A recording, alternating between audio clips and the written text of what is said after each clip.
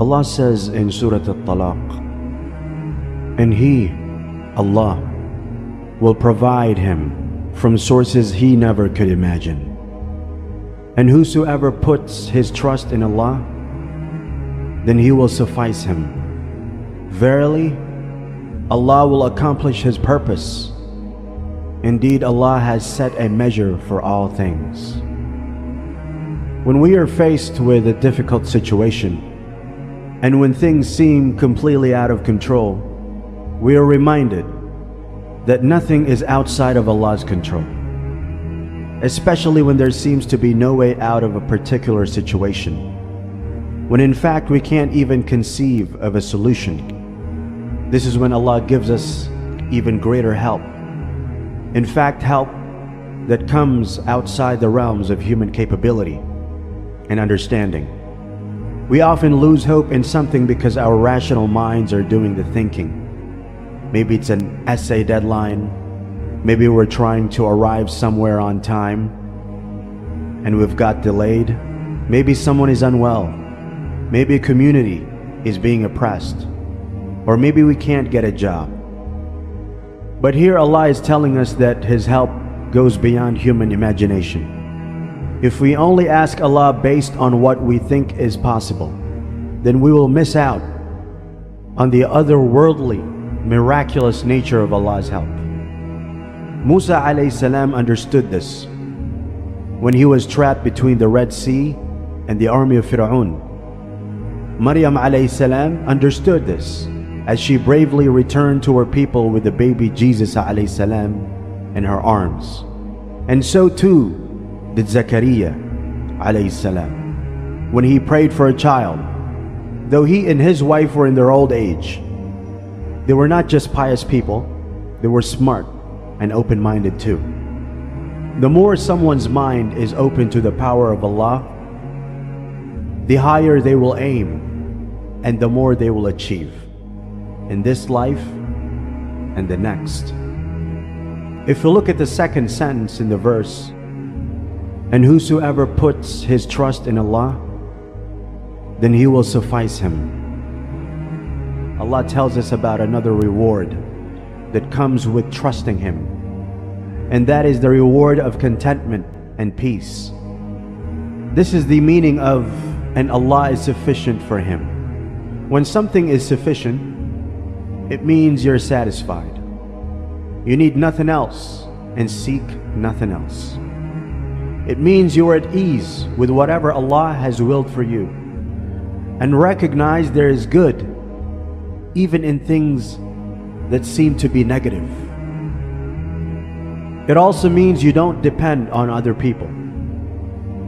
This demonstrates that complete tawakkul is also the thing that gives a human being emancipation and dignity. Dignity is when you are not humiliated by base desires and subjugation. Tawakkul means, therefore, that we are freeing ourselves of the need for the help or approval of the creation. The last two sentences, where Allah tells us He will accomplish His purpose and has a measure for all things, is a reminder that our provision is already written. All our provisions were already written for us 50,000 years before we were born. Our successes and so-called failures in this dunya are decreed. But the real success is in fact being able to pass the test, either by showing gratitude for the successes or showing sabr and contentment when the failures occur. There may be something we're trying to accomplish, but ultimately it can never succeed if Allah did not will it. Allah has a purpose that supersedes all our plans.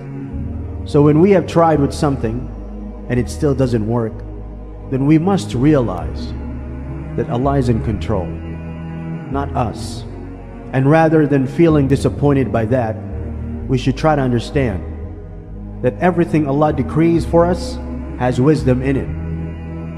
whatever you're facing in life, it is in fact the fulfillment of a plan, the accomplishment of a purpose, specially designed and tailored for each and every individual.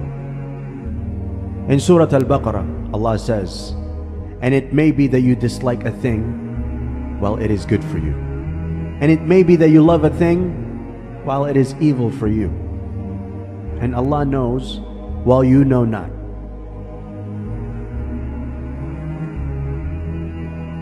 The lesson from the test is often more valuable and a greater achievement than the original thing we were seeking. The meaning of this verse should also act as a reassurance that when others are working against those who do good, against the deen, and against the truth, then they ultimately will fail, even if we cannot perceive this. For Allah has only given them respite for a short time before He destroys their plans. This was often the case with evil communities in the past.